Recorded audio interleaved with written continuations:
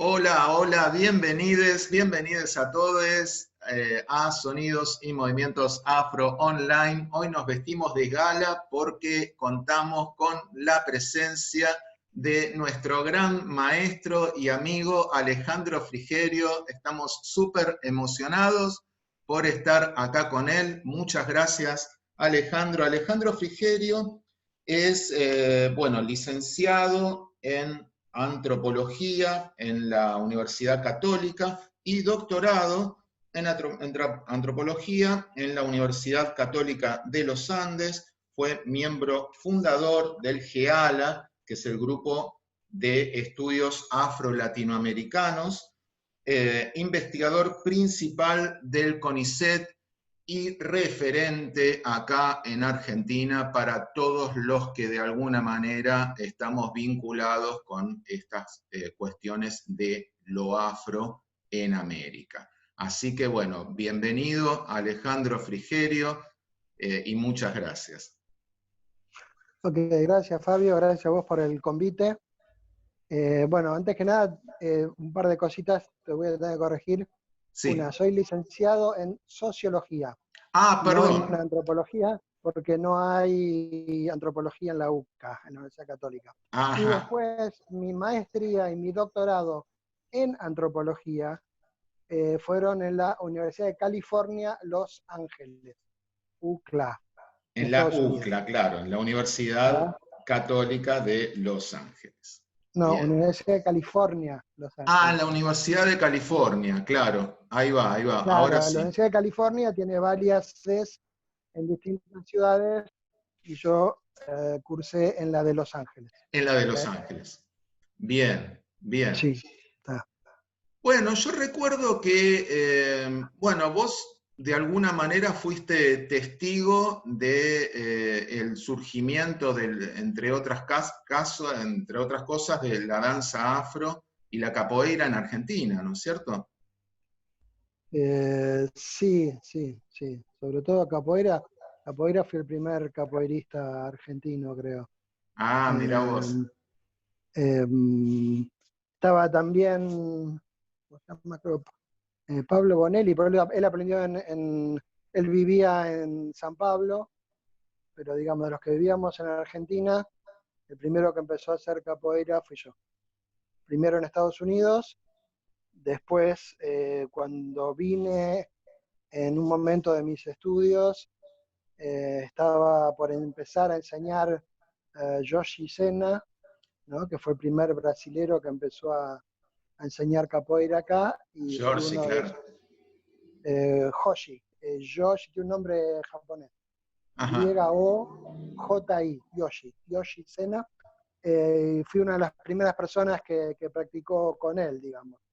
Yo ya venía con una formación un poco diferente y después enseguida me pasé, digamos, para la Angola, porque empecé a practicar capoeira Angola en Bahía con Joan Pequeno en 1983. Mirá vos. Y acá con Yoshi habrá empezado en el 82, 83 también. Y entonces, digamos, hice con él y éramos muy amigos y aprendí bastante, pero mi estilo de capoeira era otro. Y en un momento dado, digamos, yo empecé con un grupito propio, porque la capoeira de Yoshi era muy regional, sí, digamos, para nuestro gusto, pero lo gracioso y lo interesante es que nos llevábamos bien, hacíamos en la plaza, en el Parque Las Heras, los fines de semana, él daba sus clases de regional, yo tenía mi grupito donde practicábamos angola, después salíamos todos juntos a tomar algo, y eso siempre fue muy bueno, porque en general las relaciones entre la gente que hace regional y Angola nunca es demasiado buena, pero nosotros nos llevábamos bien, gracias a Dios. Sí, y sí. Así que bueno, todos nos divertíamos juntos, además eran los 80 y había mucha movida y mucha marcha, y recién estaba empezando toda la movida afro acá, y bueno, fuimos de los que empezamos a gestar eso también. Con esto que contás, recuerdo tu trabajo cuando decís que la performance artística afroamericana se da de modo espontáneo en lugares públicos, en situaciones de la vida cotidiana. Bueno, vos estás comentando cómo se juntaban en el Parque Las Heras y bueno, todo eso acontecía ahí. sí, sí.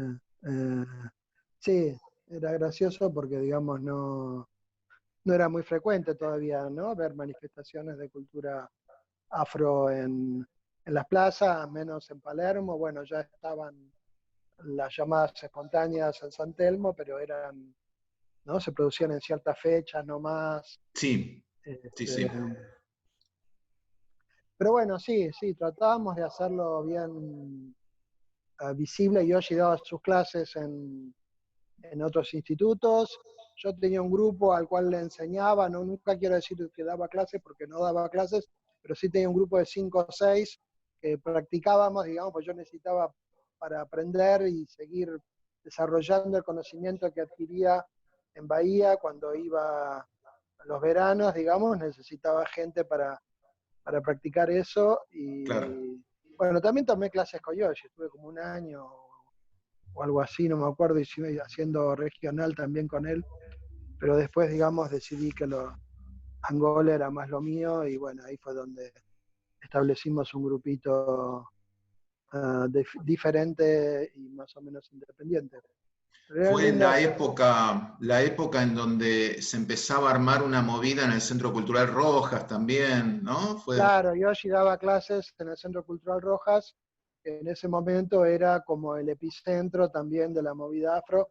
Yoshi fue el que dirigió el Centro de Estudios Afroamericanos, creo que se llamaba, o algo así, no me acuerdo si era el Centro de Estudios, pero digamos la parte del Rojas que tenía como una especie de especialización. Ahí empezó a dar clases recuerdo. también Nisa Suárez, de danza afro. En algún momento la gente del Grupo Cultural Afro, Diego Los Bonga, bongas, sí, eh, estuvo eh, Telma también. José Delfín Acosta, que después lo asesinaron José Delfín por la Acosta, sí. policía. Ellos hicieron en el 88, creo que fue, unas jornadas de candombe que fueron muy importantes. Y a partir de ahí, digamos, fue a partir de esas jornadas, que creo que fue en el 88, si me acuerdo bien, que organizaron, que las promovió José, con ahí Diego Bonga dio un taller de candombe. Yoshi Sena también estaba ahí medio en la... No me acuerdo quién posibilitó que, si Yoshi lo invitó a Ángel o José, a José, o si José consiguió ese espacio y después, digamos, Yoshi un poco que entró ahí y le ofrecieron a él dirigir la parte afro, pero fueron muy importantes. Y estaba también en esa época el El danzario danzario que se llamaba, americano. el danzario americano, que estaba en Corrientes, Sí, a una cuadra, Corrientes y Ayacucho, ponerle por ahí, a una sí, cuadra del sí. Rojas. Entonces, en los dos lugares se daban clases de danza afro, um, y en el Rojas también de capoeira. Y bueno, el Rojas duró más tiempo, porque eso el danzario se mudó, y el Rojas fue durante bastante tiempo, más tenía un bar, entonces la gente iba a las clases, después se quedaban en el bar tomando algo. Todos los brasileros, Sí, todos los yo era de afro-brasileros, esos que estaba ahí claro, y los miraba. la cantidad de gente que pululaba y si no tomaba clases iba ahí a charlotear al bar. Estaba Totalmente. muy bueno, la verdad que fue. Era muy raro, porque digamos ahí también hay un mérito de Leopoldo Sosa Pujato, que fue el que dirigía el Rojas en esa época, que digamos le dio entrada a ese tema, eh, lo puso a Yoshi a dirigir el centro. A mí incluso me lo habían ofrecido, y Yoshi fue conmigo y yo le dije, no, no quiero porque no me puedo dedicar a esto, y entonces Yoshi se quedó y le dio cabida a una cantidad de gente. Incluso en un primer momento también, en los 80, fines de los 80, había un grupo de afroamericanos que se reunían para intentar armar un grupo de militancia contra el racismo, y se llamó el Movimiento Afroamericano, y nos reunimos ahí en el Rojas también, ya Sí, independientemente de la movida cultural, ¿no? Esta era una sí, movida sí, un poco sí. más Sí, estaba política, y fue uno de Forza los ahí, ¿no? También. antecedentes. Forza, no sé si llevaba clases, porque Forza, digamos, Forza sabía danzar, Forza Africana sabía danzar danza afro muy bien, pero a él le gustaba enseñar jazz. Entonces él hizo algunas muestras, exhibiciones así de danza afro, en las cuales se veía que él sabía danzar afro muy bien, pero no daba clases de danza afro. Las que empezaron con danza afro acá fueron Telma Meireles y Isa Suárez. Isa, Isa claro. Suárez la primera, después Telma Meireles, que vino medio invitada por la gente de Morón, y después se quedó. Y bueno, ellas son las que formaron después a todas las chicas argentinas que vinieron después. Pero bueno, esto era así, era final de los 80 y había una movida fuerte, ¿no? Cultural muy fuerte, y el Rojas también era un epicentro digamos, al Rojas todavía se lo recuerda por ser uno de los epicentros de la movida artística renovadora, ¿no? En teatro, en artes Totalmente. plásticas, Sí, sí. pero en general cuando se hace este recuerdo del Rojas, se deja de lado también el rol que tuvo como promotor de la cultura afroamericana, porque toda esta movida afroamericana dentro del Centro Cultural Rojas nunca es recordada cuando se señala el rol importantísimo que tuvo el Rojas en la cultura, digamos, juvenil de los 80, porque era uno de los lugares más, donde había más jóvenes y más experimentales, donde se daba una cantidad tremenda de cursos de Sí, distinto sí. tipo, ¿no? Esto también hacia los 90 fue Estaba súper Medio importante. Mundo Varieté al lado, ¿te acordás? Estaba Medio Mundo Sí, pegadito, que sí, sí, también no, era fue un súper lugar importante. cultural. Todo el Rojas y toda esa área, digamos, estaba el Cosmos por ahí El también. Cosmos al lado también del otro Después lado, se sí. cerró, bueno, se convirtió en otra cosa, pero bueno. Había de todo un poco, era una época linda, digamos. Este, Y y bueno, nada. toda esta movida de la cual participaste, toda esta movida, en las 2 décadas siguientes creció exponencialmente. Sí, ¿A qué le nunca atribuís? hubiéramos pensado. Bueno, Sí, es sí. una buena pregunta. Eh,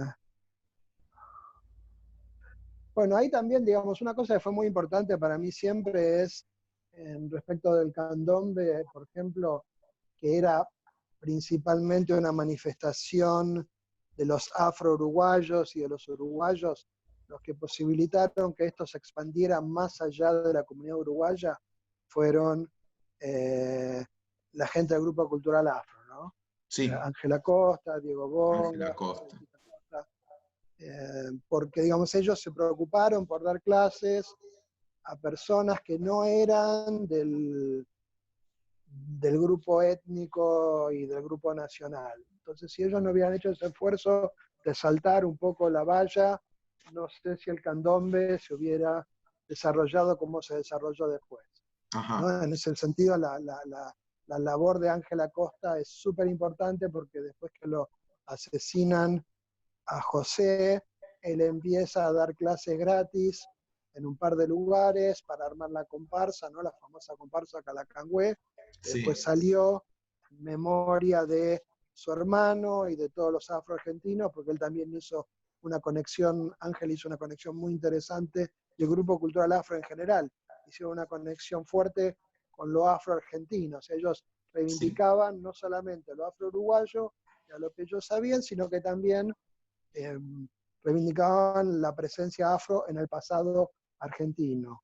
Otra cosa que Isa Suárez también hacía, ¿no? O sea, gente que decía, bueno, si esta es cultura negra, yo te enseño la versión brasilera, yo te enseño la versión uruguaya, pero acá también hubo negros. En esa época todavía no se sabía, digamos, que todavía había negros argentinos, o se conocía alguno que otro, se los veía como muy isolados y como los últimos vestigios digamos, ¿no? En esa claro, época, claro, claro. de Alejandro, 80, sí. principios de los 90. Sí, no, ¿Y nada. le atribuís un poco a esto el auge que tuvo tanto la danza afro como el candombe en Buenos Aires, a este estadio negado de lo afroargentino que estaba presente en nuestras tradiciones, pero estaba como invisibilizado, negado? ¿Se lo atribuís un poco a eso? O...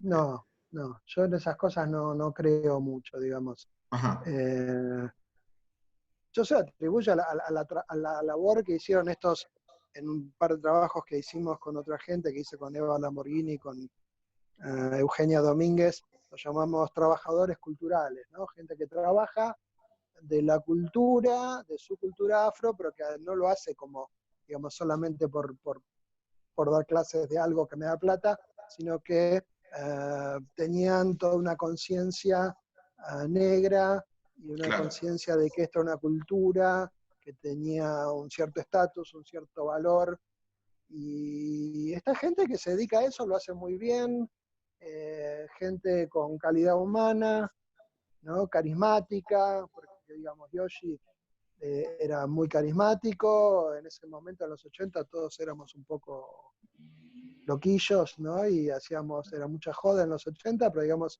era un pibe serio en lo que hacía, pero era muy Claro. carismático, lograba aglutinar mucha gente, era muy concientizado, supongo que yo sé mucho que no lo veo, pero ahora está enseñando, él está viviendo en Estados Unidos, Ajá.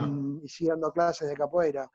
Eh, una conciencia muy afro, ¿no? Que no todos los practicantes de capoeira regional en ese momento tenían, porque digamos, en ese momento la capoeira regional enfatizaba más lo brasilero de la capoeira, y Yoshi fue una persona que siempre enfatizó lo afro-brasilero, ¿no? En Claro. ese sentido, varios de los pioneros, Fuerza Africana, ya por el nombre, Yoshi, Isa, era gente que era consciente de que esto era arte afro-brasilero, ¿no? Claro. Entonces, lo mismo que la gente del Grupo Cultural Afro también, esto es afro-uruguayo.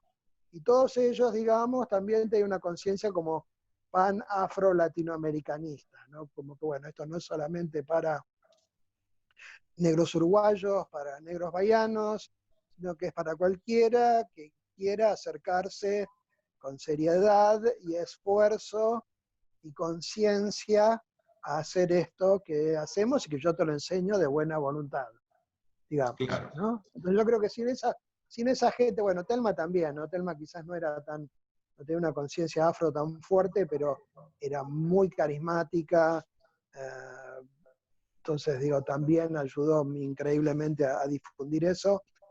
Digamos, y era un momento en el cual también los argentinos nos sentíamos un poco deslumbrados, estábamos descubriendo la negritud. Todavía no habíamos empezado a ir a Brasil, pero estábamos empezando a ir.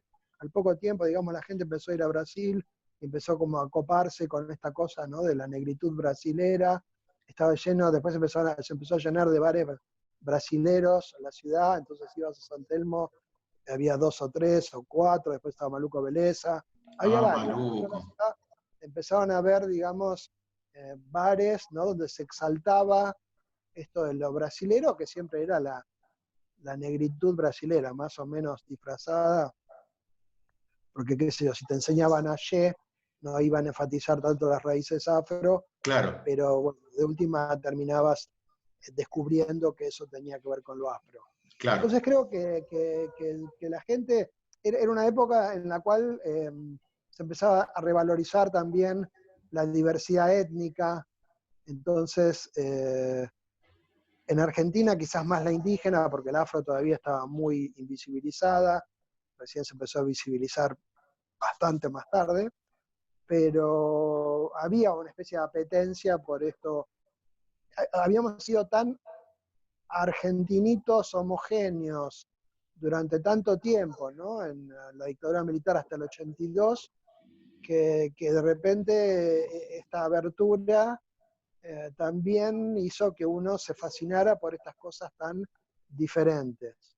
Claro. Yo me acuerdo que cuando empecé a hacer capoeira en el 82 en Estados Unidos, era muy difícil para mí aprender la ginga, ¿no? El movimiento básico, porque tiene el cuerpo muy duro, porque digamos en todos esos años de dictadura uno casi no había movido el cuerpo, porque Es estaban verdad. prohibidas las manifestaciones colectivas, había una cosa corporal, de represión corporal muy fuerte.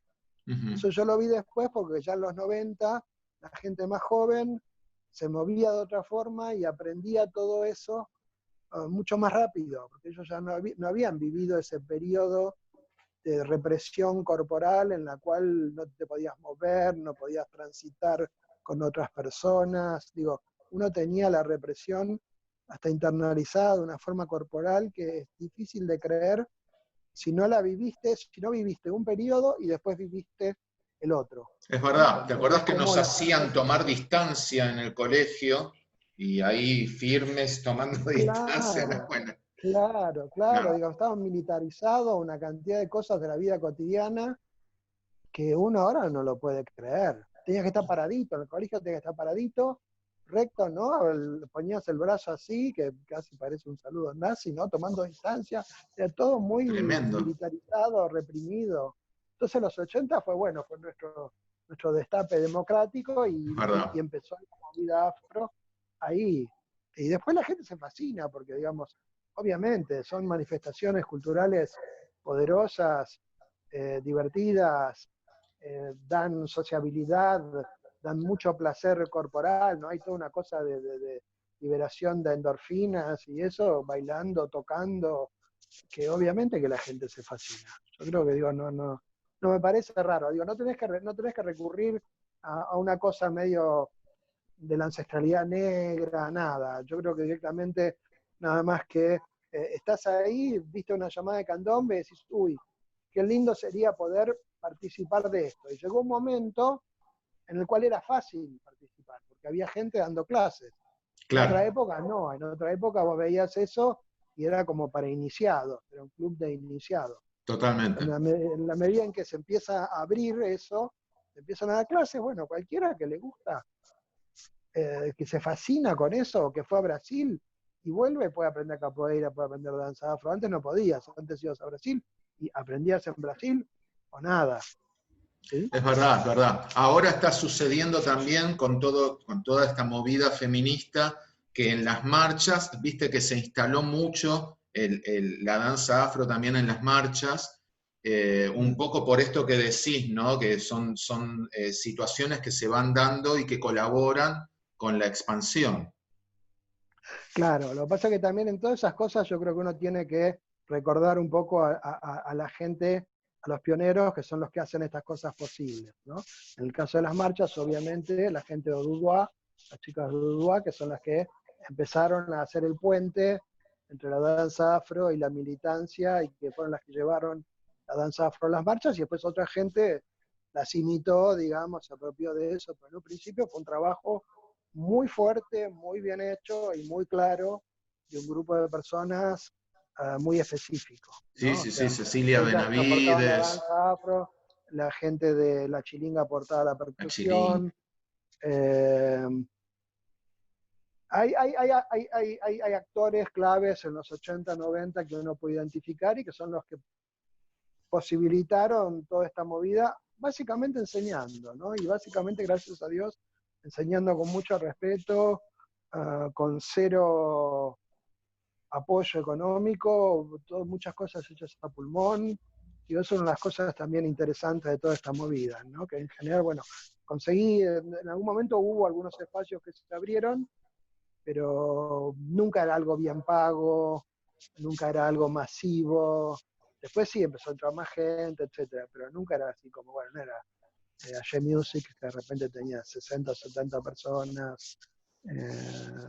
Entonces digo, creo que hay un trabajo muy sostenido y muy fuerte de mucha gente a lo largo de muchos años, que creo que siempre hay que recordarlo porque lleva a una movida cultural fuerte. Ahora ya lo afro, digamos, es parte de la cultura juvenil blanca, no solo porteña, sino de muchas ciudades del interior. Sí, sí, sí, sí. Después, a fines de los 90, se hizo más visible lo afro-argentino, ¿no? Principalmente con África Vive, Pocha La Madrid, Miriam Gómez, y después empezaron en los 2000 a ver toda una cantidad de otros movimientos, de otros grupos de militancia.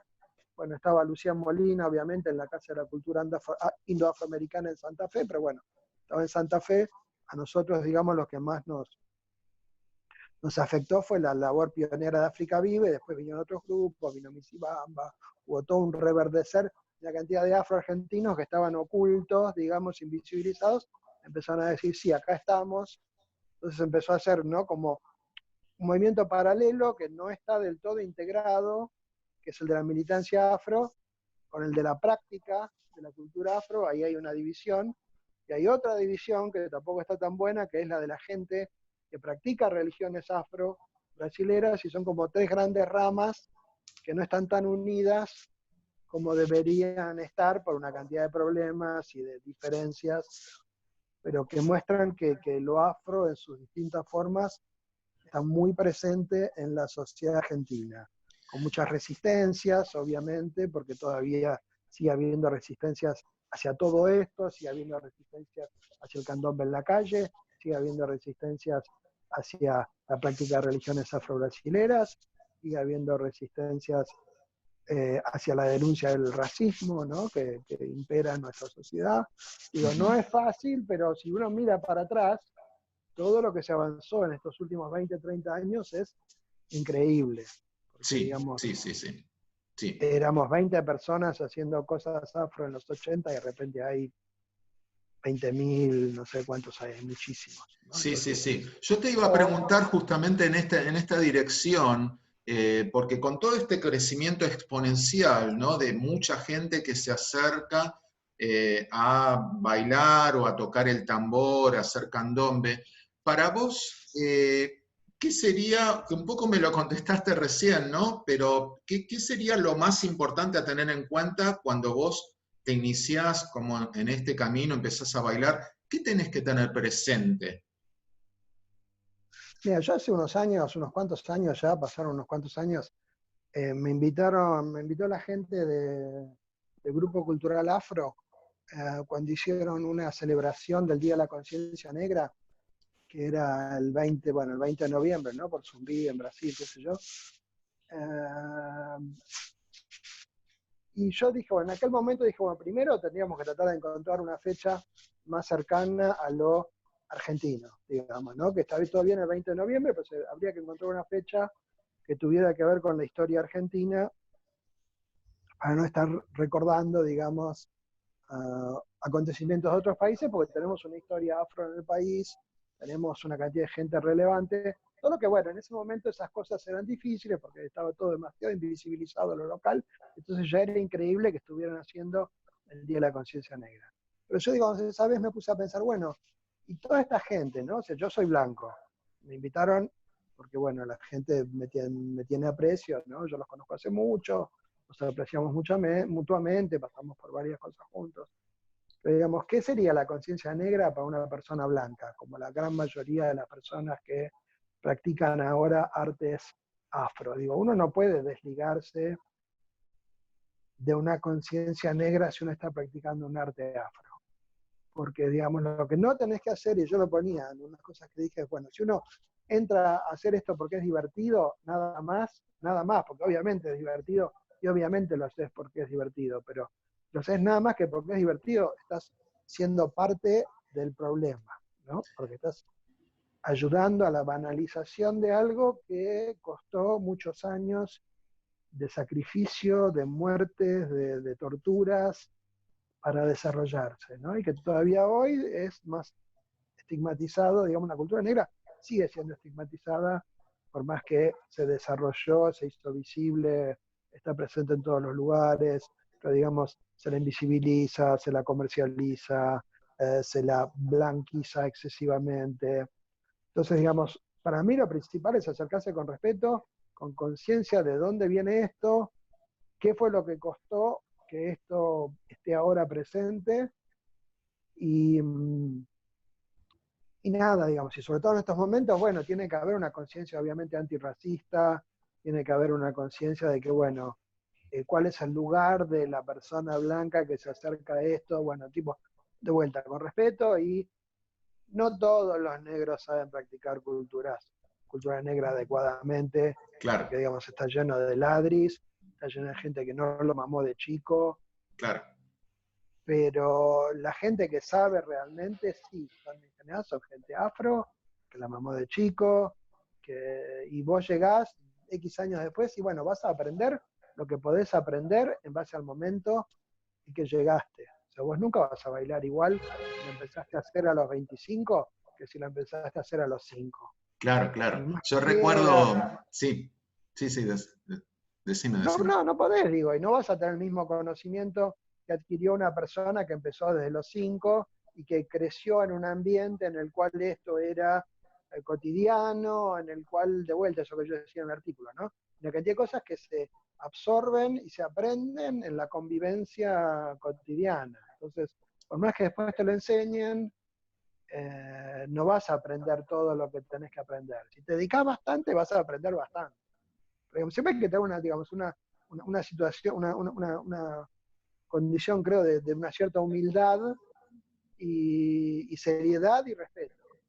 Es eso, bueno, Sí, estás en tu aprendiendo, trabajo de... Sí, es un legado que estás recibiendo que tenés que honrarlo, no tenés que claro, tirarlo a la mierda. O sea, claro. sí podés, me parece, otras cosas que dije por ahí, es que como argentinos estaba bueno un cierto grado de experimentación, ¿no? Porque, digamos, en ese momento, por ejemplo, las chicas Udua que lo llevan a las marchas, empiezan a darle todo un significado político a una cantidad de cosas de los orillás, ¿no? Y usan, digamos, el lenguaje de los orillás como un lenguaje de protesta política. Eso es súper importante y eso es súper creativo y eso se dio acá principalmente, esa conjunción. Entonces está bueno llevar eso a lugares diferentes sin olvidar la raíz. ¿Entendés? O sea, porque como digo también por ahí, no es nuestro deber mantener esa raíz. La raíz son ellos. Nosotros lo que podemos Claro. hacer es, digamos, llevarlo en otras direcciones, pero siendo conscientes de esas raíces y con el conocimiento suficiente para poder llevarlo a otros lugares. Porque no es que cualquiera que tomó un año de clases de algo, después, ay, bueno, ahora sí ya puedo, ¿no? Claro. Llevarlo para acá y llevarlo para allá. No. Es una Digamos, tendencia muy argentina esa, ¿no? eso es un problema, digamos, sí, eso es un problema. Es un problema. Vos en tu Lo que pasa es que trabajo de muchas de estas cosas, performance afroamericana mencionás la performance afroamericana nunca es solo divertimento. Y claro, sí, no, entonces es un poco eso, ¿no? Tener la conciencia del encuadre sociohistórico que va acompañando a la performance y sí, las implicancias políticas de un genocidio que aún hoy está presente, ¿no? Un poco sí, ese sería el sí. espíritu. Ese sería uno. Y otra cosa también es que sigue habiendo una densidad que no es fácil aprender. Una densidad no solo política, una densidad estética, performativa, lo que en general, ¿no? En el candomblé se llama fundamento. Todas las manifestaciones tienen algún tipo de palabra que se refiere a el dominio específico del arte que se da a través de la veteranía o los años de práctica. Sí, ¿Sí? sí, O sí. sea que bueno, uno puede aprender lo básico, te lo pueden enseñar en 2, 3 años de clases, de lo que fuere. Pero después hay toda una serie de esa cosa colectiva, de cómo hacer una performance colectiva, cómo interactuar con otros. Yo me acuerdo que una de las cosas que más se complicaba acá era lo de lo colectivo, ¿no? Yo me acuerdo, por ejemplo, de haber,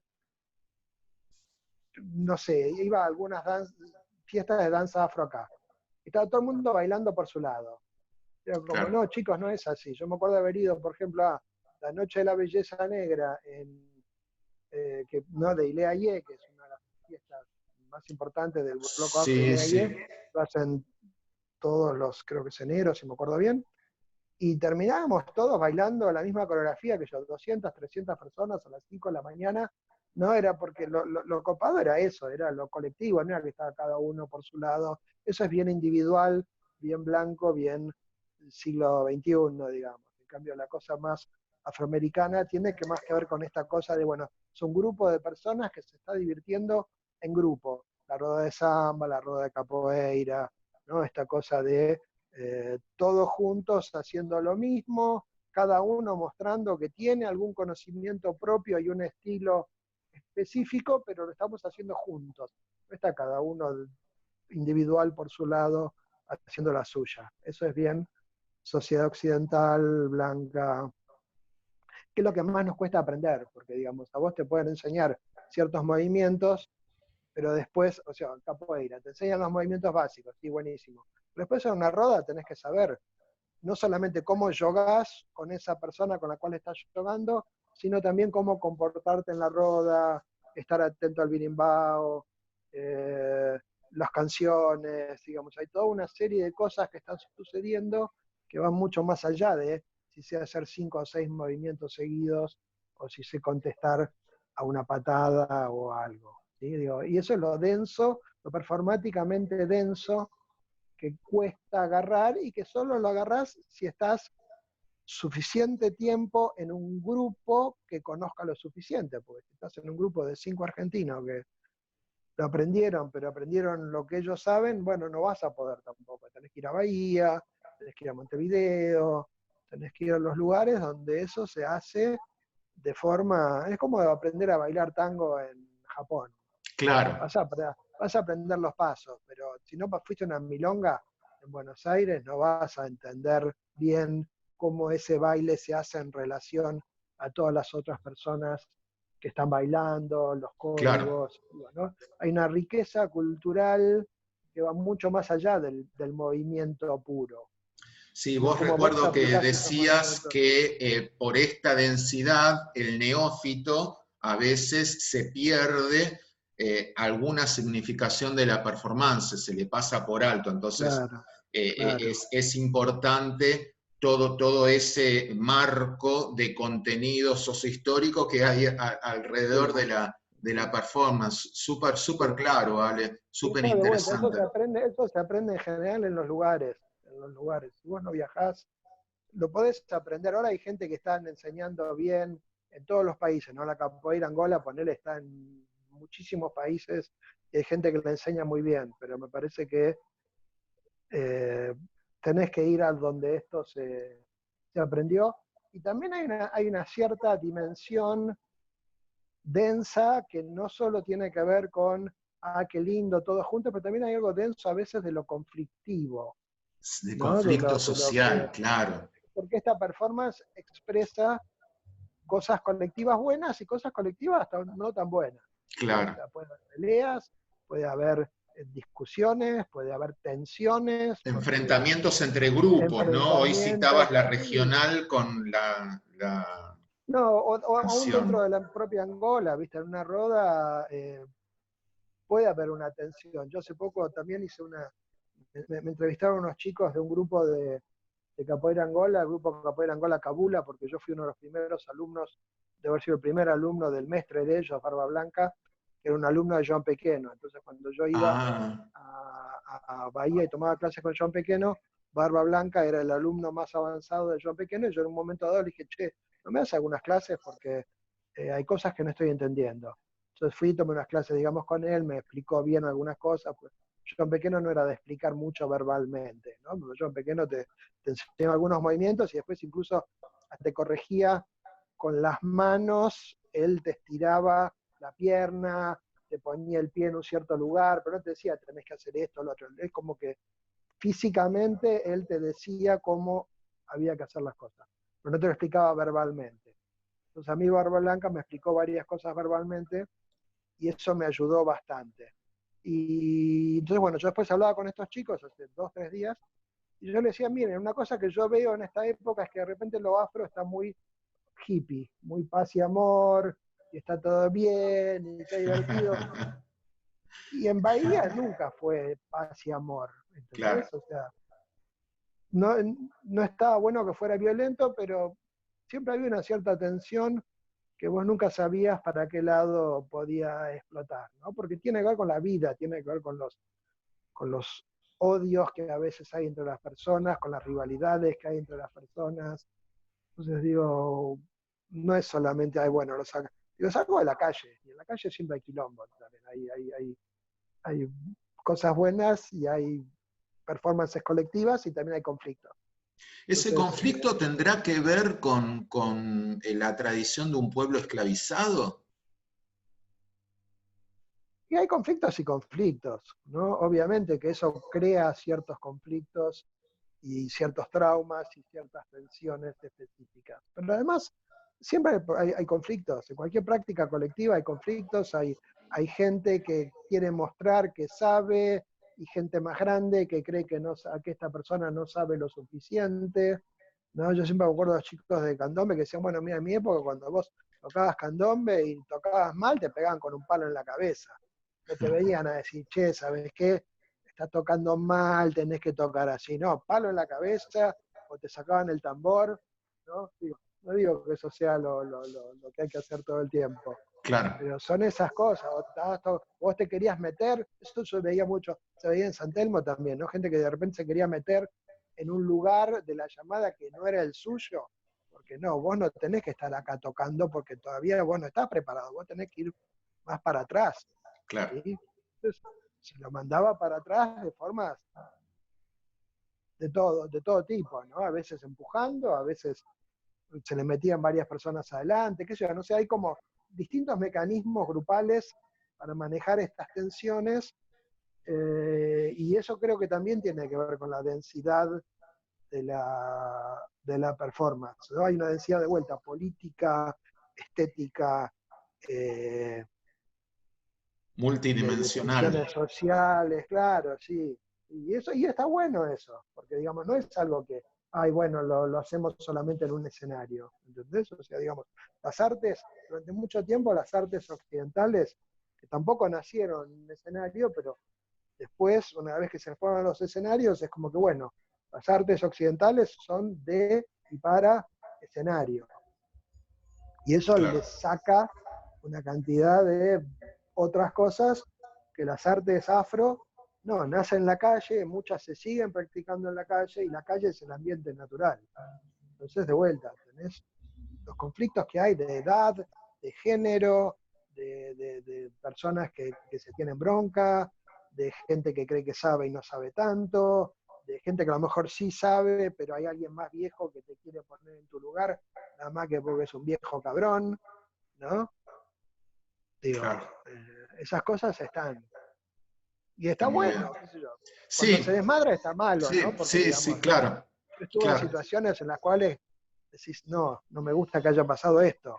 Pero a la vez, esa tensión que hay es lo que las hace a la vez verdaderas, ¿no? Esto no es joda, esto está pasando acá, y acá hay prestigios en juego, hay saberes en juego, la vida está pasando por acá, y lo que pasa en este momento es relevante, de vuelta, no es mero entretenimiento. Es entretenimiento, pero en cualquier momento vas a hacer otra cosa. ¿Sí? Clarísimo, Alejandro, clarísimo. Yo pequeño decía, la capoeira es fiesta, la capoeira es alegría, pero en el momento exacto, la capoeira es defensa. ¿Sí? O sea, como Claro, diciendo, está todo bien y de repente puede estar todo mal, entonces esto te sirve para una cosa y te tiene que servir para el otro. Y tenés que claro. estar atento para saber cuándo algo se convierte en otra cosa. Yo me acuerdo que una de las primeras cosas que me dijo un amigo, yo fui una vez a un ensayo de Olodum, cuando no iba en Bahía, ¿no? En los 80, cuando no iba ningún blanco. La vez que fui éramos dos blancos, yo y un yanqui que estaba aprendiendo capoeira también en el John Pequeno, un yanqui que había hecho clases de Estados Unidos y había tomado las clases con John Pequeno. Éramos los únicos dos blancos en todo el ensayo. Y uno de mis amigos negros que me llevó me dijo, no, no, todo bien, no, podés ir, no hay problema, pero cuando veas que la gente está hablando muy fuerte y empiezan a gritarse, cuando ves que el ambiente, ¿viste? La gente habla mucho, grita mucho, ahí mejor andate. Y Claro, fue claro, así. Y ya dos claro. o tres veces me pasó lo mismo. Yo vi que la gente empezaba a hablar muy fuerte, se gritaba un poco, bueno. Me acuerdo una vez en un ensayo de Ileaye que vi eso, me fui y estaba saliendo del Fuerte Santo Antonio, se escuchaban los tiros. O sea, Claro, ¿no? Que era una cosa se había convertido en otra, pero en 4 minutos. Y claro, si no ves claro. las señales, estás ahí, te quedas en el medio y fuiste. Y Alejandro, te pregunto, porque quería, nosotros los que te seguimos y te conocemos, te tenemos también como un referente de lo religioso acá, o como un investigador de las religiones afroamericanas. Esta conflictividad que mencionás en la performance, ¿vos también la ves en el mundo de lo religioso? Sí, en el mundo religioso también, acá y allá, en todos lados. O sea, De hecho, en Cuba, en Brasil, en Argentina, los religiosos son muy críticos de otros religiosos. Todo el tiempo hay también disputas por qué es lo que hay que hacer correctamente en determinado momento. Hay disputas entre grupos y hay disputas intragrupos, ¿no? Sí, es Esto que verdad.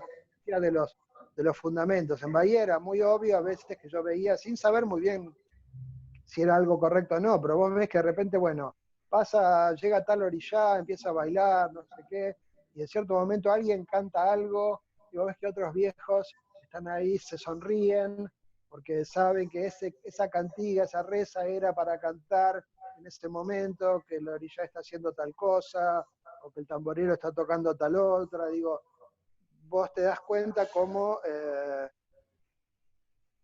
hay gente que se pone, hay acuerdos y desacuerdos sobre qué es lo correcto para hacer en cada momento. Por esto, de vuelta de lo multidimensional y de lo denso de la performance. Y no siempre hay acuerdo, porque digamos, a lo mejor hay 5 o 6 viejos que se ponen de acuerdo que sí, esa es la canción, la cantiga para la reza, para cantar en ese momento, porque es el momento en que el orilla hace tal cosa, y de repente hay otros que van a decir, no, qué carajo me estás, es otra, ¿entendés? Porque claro, estas también son fuentes orales y no hay un consenso general y absoluto. Y Vos lo sabés que... que, sí, sí, sí, cerrame la idea si querés. No, no eso, incluso de repente vos estás en un terreiro y la gente piensa una cosa y estás en otro terreiro que también es un terreiro antiguo y afamado, etcétera, y a lo mejor la gente piensa otra cosa, o te vas a Cachoeira, que están todos los terreiros antiquísimos de Nación Yeye, y la gente piensa otra cosa. Entonces no es que tampoco hay un... Eso es uno de los problemas, digamos. Hay distintas versiones de la tradición, nunca es una sola tradición. Lo que Ahí yo va. veo es que muchas veces la gente se cree que hay una sola tradición, entonces están juzgando todo el tiempo a la gente por su versión de la tradición. Es Totalmente. algo que generalmente en África no pasa mucho eso. Yo eso lo aprendí mucho con Judith y en Femi, porque ella siempre te dice, no, mirá, en África, aún dentro de los Yorubá, en Ibadan es tal cosa, en otras ciudades tal otra, y no todo el mundo lo hace igual, pero ellos no están todo el tiempo peleándose y diciendo, los de tal lugar lo hacen mejor que nosotros. Se Sí ve se como sabe más que, un acuerdo entre los clanes, intraclanes, y como una aceptación de lo diverso también, no en una claro, zona. porque se sabe, lo que pasa es que sí me parece interesante, eh, esto creo que lo dijo Jorge Carvalho, ¿no? Que es un estudioso brasilero muy bueno, Sí, José Carvalho, Jorge claro. Carvalho. Él dice que hay como una narrativa maestra de la pérdida en las religiones afroamericanas, ¿no? Como esta Mirá, idea de que había un conocimiento primigenio que se va perdiendo, y entonces esta pérdida continua hace que siempre haya disputas por eh, rescatar esa supuesta tradición que se está perdiendo. yo te Yo veo que eso quería, sí, ayuda a sí, sí, sí, entender los desacuerdos y claro, las peleas, que en África no, porque en África saben que no se está perdiendo. claro, Entonces no es que hay una tradición que se está perdiendo, sino que hay varias tradiciones locales que no están en disputa. Sí debe haber disputas entre personas, ¿no? Entre gente que de repente cree que le corresponde estar en un lugar del clan y no en otro, no sé, pero claro, está esta idea de que estamos perdiendo esto, ¿no? Que sí, este sí, conocimiento sí, ancestral se está perdiendo, ¿no? sí, sí, sí. Es Entonces me parece que interesante eso tiene también una cuando diferencia. llega Yeye Lagba a América, que un poco, bueno, citando tus palabras, evangeliza la Umbanda, te lo escuché decir una vez, eh, con una cierta apertura, con muchas comillas, ¿no? Pero digo, con una cierta apertura, de decir, bueno, vos tenés una casa de Umbanda, podés seguir con tu casa de Umbanda y también podés hacer Iyeye Lakba, por ejemplo, iniciarte en... Sí, sí, yo no diría que lo evangeliza, pero digamos que en general, como se empezó a expandir En Brasil y en Argentina, en general la gente que trajo la versión de lo que ahora se llama religión tradicional africana, te decía, bueno, realmente refiriéndose al batuque, ¿no? Porque lo que viene a complementar Ixelle no es tanto la parte de Umbanda, sino la parte de batuque, candomblé, la Es parte más verdad. Sí, sí, sí. de la práctica religiosa local. Claro. Ellos te decían, bueno, no tenés que dejar una cosa, sí quizás, pero también había disputas, porque había gente que te decía, bueno, a ver si te hicieron la orilla sí, pero en realidad, de acuerdo a la tradición africana, esto está mal, tenés que cambiarlo, pero no era tan, había como un acople lo menos conflictivo Claro, posible. Ahí claro. la diferencia a la vez con la gente que, por ejemplo, hace batuque o hace candomblé y se quiere pasar a santería cubana, a regla de Ujú. ocha cubana, ahí no, ahí tienen que hacer todo de vuelta, Claro. como que no hay un acople. En cambio, lo africano se acopla, pero esto, digamos, sería bueno que un día hables con Judith, Sí, sí, sí. eh, hay como un acople más pacífico y bueno, vamos a complementar y mejorar lo que está, porque lo que está también tiene su historia, ¿no? Hay como un respeto bastante importante e interesante por las tradiciones locales. Y también sí, no te dicen, nada, tenés que dejar de hacer quimbanda, aunque ellos no entiendan muy bien qué carajo es la quimbanda o qué carajo es la umbanda, porque la verdad que la mayor parte Claro, claro, no lo entiende. claro. Pero bueno, si está ahí, es un espíritu, a vos te sirvió, Claro, hay como lo más una respetamos. aceptación, una apertura, un acople. Sí, Es que sí. esa es en general, digamos, una de las cosas que la gente dice de la religión en África, es que hay más una idea de sumar que de restar, y que esta cosa exclusivista viene principalmente del cristianismo y del Claro, islam, pero que las claro, religiones africanas en general eran bastante, bueno, a vos te funciona este, y bueno, a lo mejor también me funciona a mí, entonces es como que uno claro. de repente podía sumar una práctica y no lo veía como un demérito a lo que estaba haciendo. Cuando llega el cristianismo y llega el islam, entonces ahí sí, tenés que, si vas a hacer lo mío, de una forma formal, porque la gente sigue haciendo, ¿no? Los musulmanes siguen consultando al babalao, los cristianos también, pero Claro. formalmente no deberías hacerlo, no, esta actitud de convivencia y de sumar se pierde, ¿no? Porque son otras religiones, de otros contextos, con otras actitudes. En general en África está mucho esta cosa de sumemos, ¿no? Yo digo África, bueno, Claro. en varios lugares diferentes de África, ya esta cosa, las religiones tradicionales son bastante, aceptan bastante otras visiones, ¿no? Vos sabés que te Y quería comentar, vos recién estábamos hablando de los conflictos intrarreligiosos en América, cosa que, sí, bueno, se ve mucho en las redes, que llegan a un punto incluso violento, ¿no?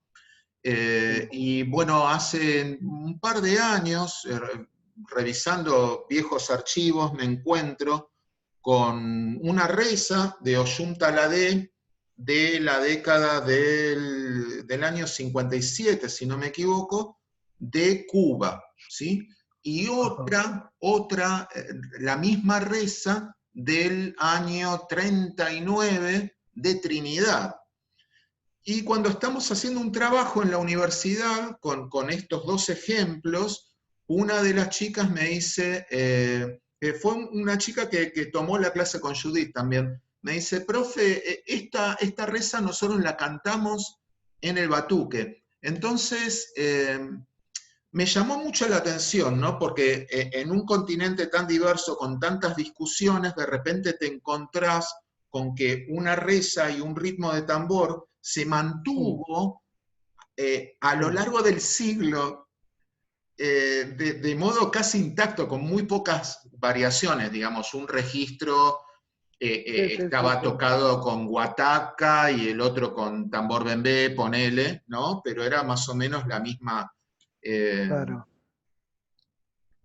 Yo lo que creo, digamos, es que se puede dar tanto eso como lo contrario, ¿no? Y que no hay que pensar que eso es lo que durante un cierto tiempo, la narrativa antropológica por lo menos, era como que, bueno, eso era lo bueno, ¿no? Como que lo bueno era que se mantuviera prístino lo que llegó de África, pero también una idea muy, Bastida tiene esta idea de las religiones en conserva, ¿no? Como que el candomblé Sí, era una religión en conserva y el sí, sí, vudú sí, no, Bastida. porque el vudú aceptaba más sincretismo y Más más mezcla. Bueno, diverso, claro. nosotros, digamos, ahora las ideas que se tienen sobre una cosa y la otra, no tenemos esta idea de que, bueno, pues si no, caes en la narrativa del nativo de que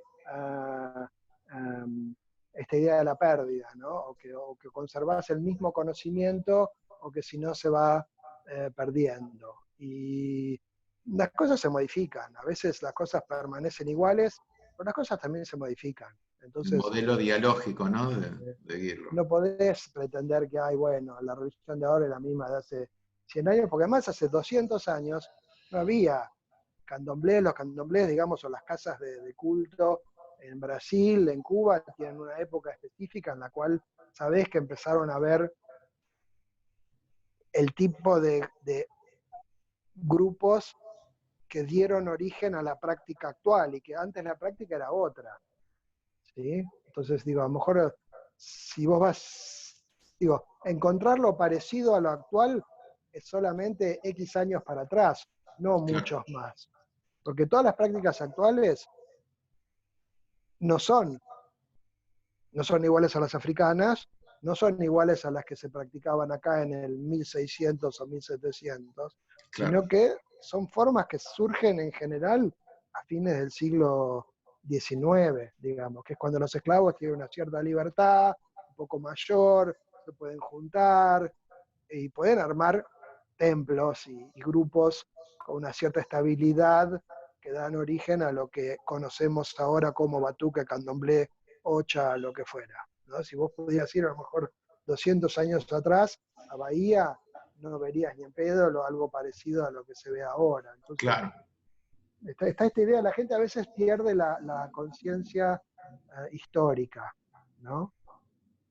La gente se cree que es lo que había antes y lo que hay ahora, y bueno, se debería haber modificado un poquito, ¿no?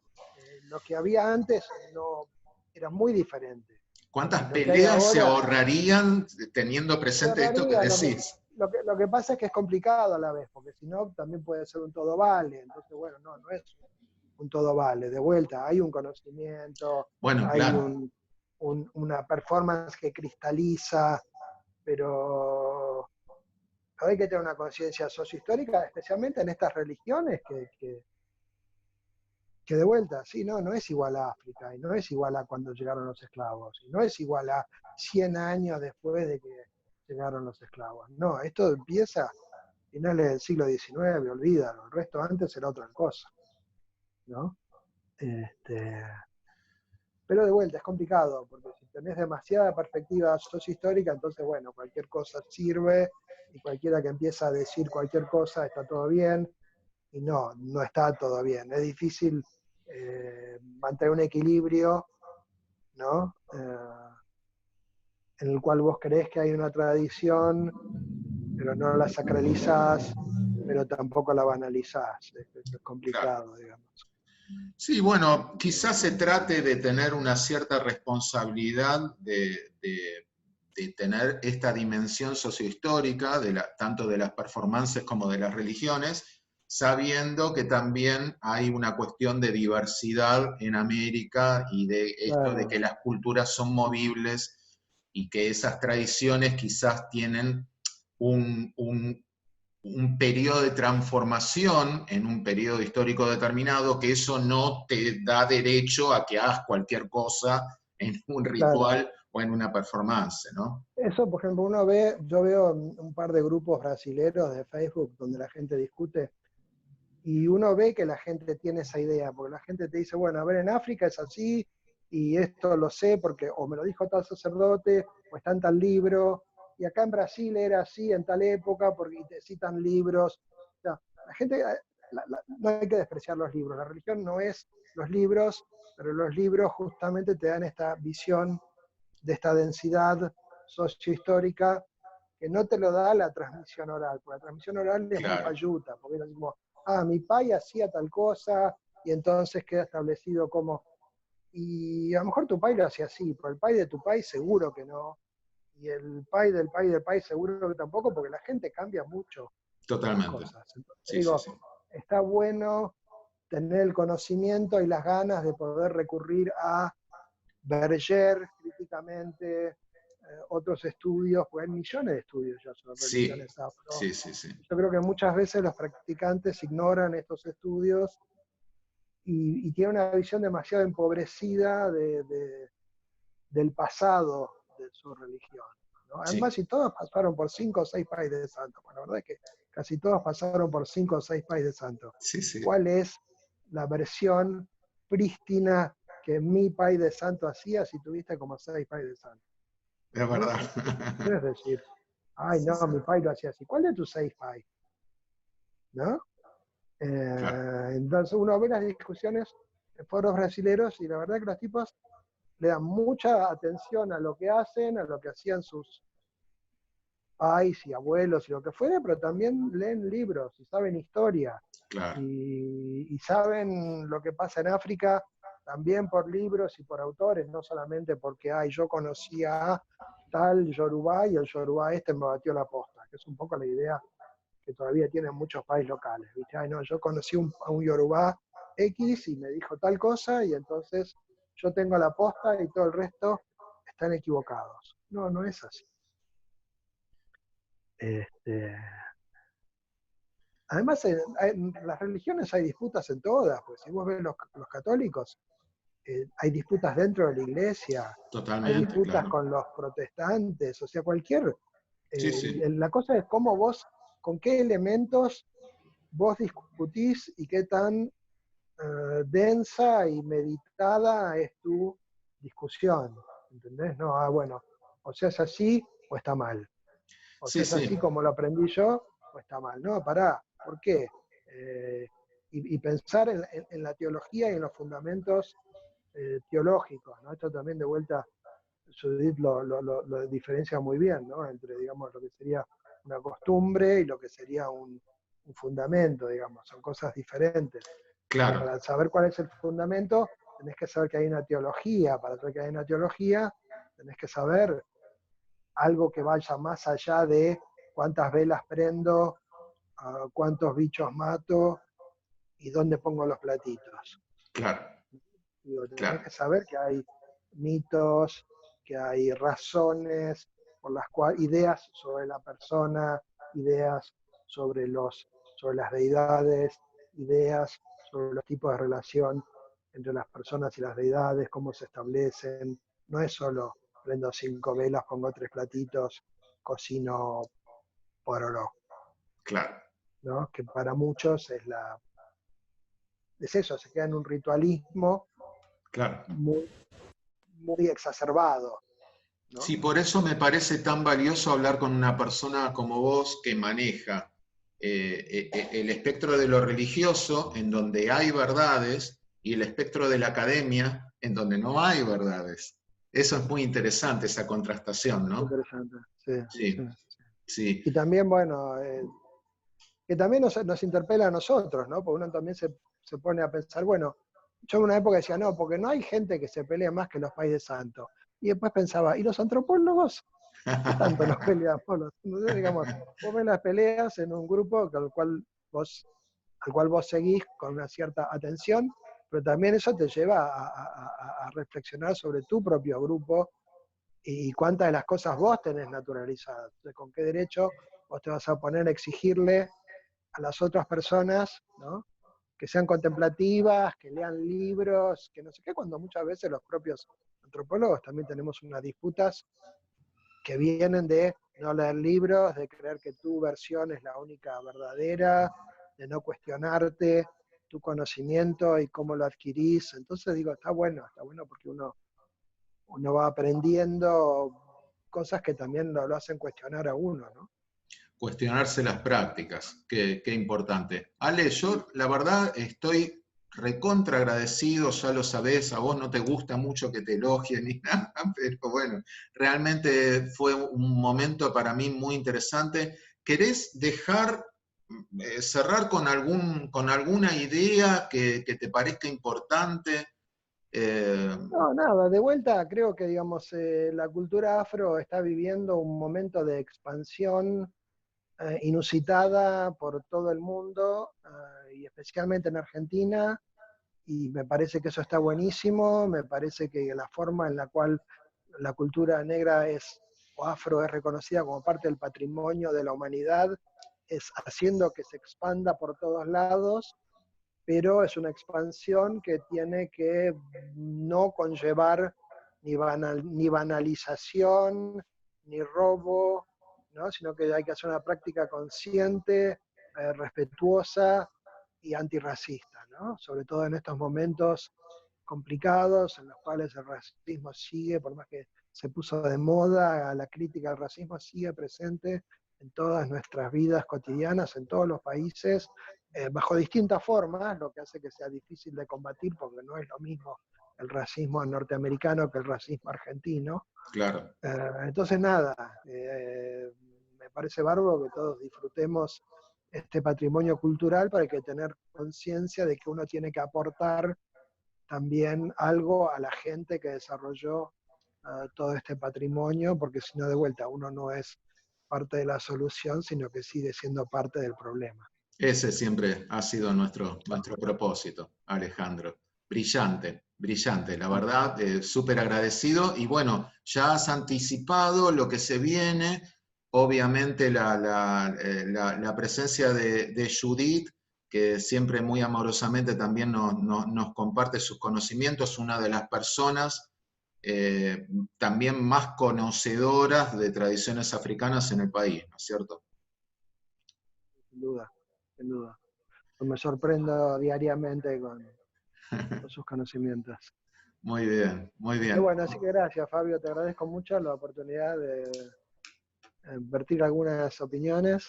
Por Como favor, dirían por los favor. brasileños, como dirían los brasileños, van disculpando alguna cosa, que siempre me encantó, así tipo, ay, te invitan a la casa, te tratan fenómeno y cuando te vas, dicen, bueno, discúlpame cualquier cosa, ¿no? Ni siquiera saben qué, pero bueno, son tan amables que, bueno, van disculpando alguna cosa, me encanta la expresión. Muy bien, muy bien. Bueno, Pero esta bueno, charla eso, seguramente va a llegar a todos los alumnos que ahora hay un movimiento en todo el país, tenemos gente en Chile, en Uruguay, en España, hay una movida muy grande también con batucadas, entonces me parece súper, súper interesante que conozcan una persona como vos, que bueno, tiene un trabajo académico tan serio y de tantos años, ¿no? Así que muy agradecido. Y bueno, bueno, gracias, Fabio.